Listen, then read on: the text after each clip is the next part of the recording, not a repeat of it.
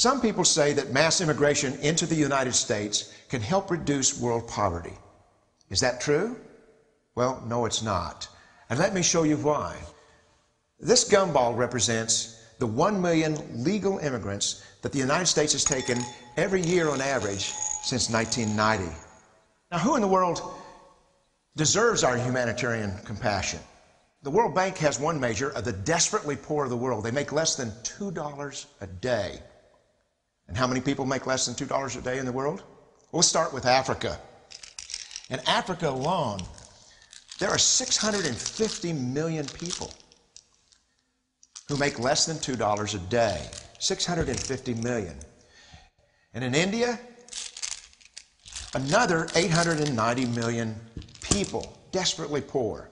China adds another 480 million people, making less than $2 a day.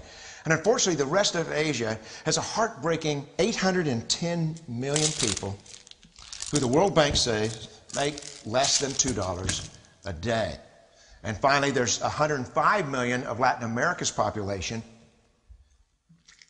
that are desperately poor. All told, the World Bank says there are 3 billion people in the world. 3 billion people who are desperately poor, making less than $2 a day. That's 3,000 gumballs.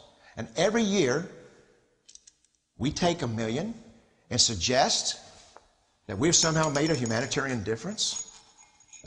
Of course, we don't pull our immigrants from these desperately poor populations, do we?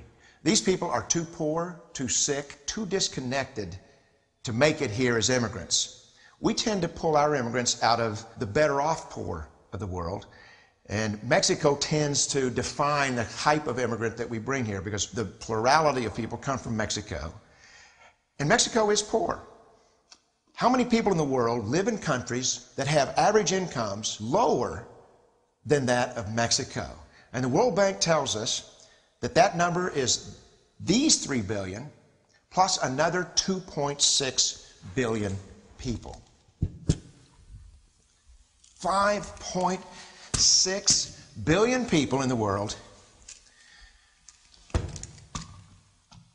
who live in countries with average incomes below that of Mexico. That's 5,600 gumballs. And so what is it that the elites are telling us? They're telling us that when we take this 1 million immigrants,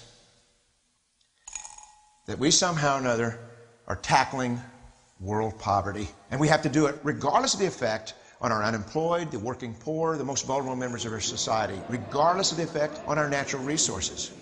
Even if we went by the most radical proposals in Washington, which are to actually double our immigration to 2 million a year,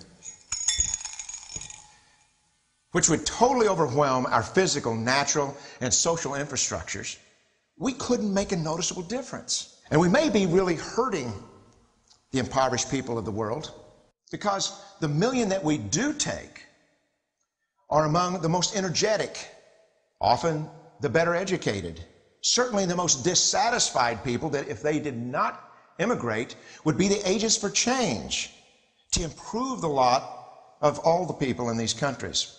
The true heroes in the global humanitarian field are the people in these countries who have the wherewithal to immigrate to another country, but instead stay in their countries, to apply their skills to help their fellow countrymen. Unfortunately, our immigration system tends to entice these very type of people to abandon their countrymen. The impossibility of making even a dent is actually worse than it looks here. Because last year, when we took 1 million immigrants, these countries added, births over deaths, 80 million more people into the impoverished population. And this year, Congress is bringing in 1 million legal immigrants. And this year, according to the United Nations, these countries are expected to add another 80 million people. And next year, you can be quite sure that Congress, unless stopped by the American voters, will bring in another 1 million immigrants. And these countries, unfortunately, will be adding another 80 million people. into these impoverished nations. We could take 5 million a year, but we'd never get ahead of what's happening in these countries. Not in this century. Don't you see? Immigration can never be an effective or significant way to deal with the suffering people of the world. They have to be helped where they live.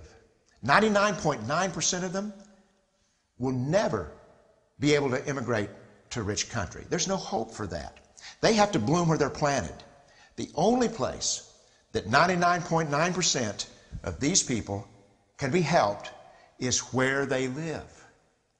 Let's help them there.